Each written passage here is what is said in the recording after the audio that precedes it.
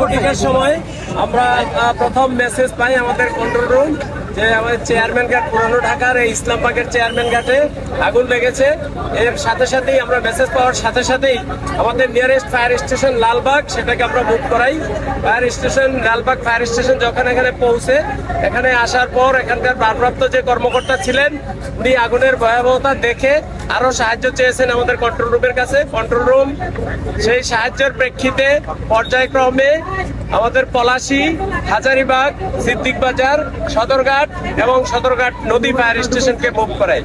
এই 6টা স্টেশনের মোট 11টা ইউনিট এখানে মুভ করে আমাদের নদী ফায়ার স্টেশন সহ। তো এখানে আসার পর এই আপনারা দেখতে পাচ্ছেন এখানকার স্ট্রাকচার, এখানকার রাস্তাঘাট খুবই সরু রাস্তা, একজন মানুষ সঠিকভাবে হেঁটে যেতে পারে না। এর ভিতর দিয়ে অনেক চ্যালেঞ্জ ছিল আমাদের। এই বিভিন্ন চ্যালেঞ্জ এবং প্রতিকূলতা মোকাবেলা করে জীবনের ঝুঁকি নিয়ে আমাদের লোকজন কিন্তু আগুনটা আমরা নিয়ন্ত্রণে নিয়ে আসি। 4টার সময় আমরা এই আগুনকে আমাদের সম্পূর্ণ নিয়ন্ত্রণে নিয়ে আসি। আগুন এখনো নির্বাপনের কাজ চলছে। আমাদের লোকজন, আমাদের ফায়ার ফাইটাররা এখনো ভিতরে আছে, তারা কাজ করতেছে।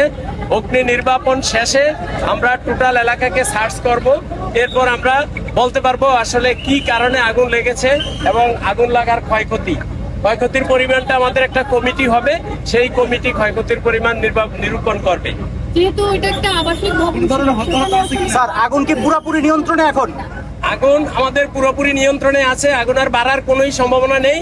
আর আপনি যেটা প্রশ্ন করেছেন যে এটা একটা আবাসিক এলাকা, আসলে আপনি আমার চোখে দেখেন, আমার চোখ দিয়ে আপনারা দেখেন, সেফটির চোখ দিয়ে দেখেন, আবাসিক এলাকার চোখ দিয়ে আমরা ঢাকায় থাকি, দেখেন যে এটা কি আবাসিক এলাকা না বাণিজ্যিক এলাকা।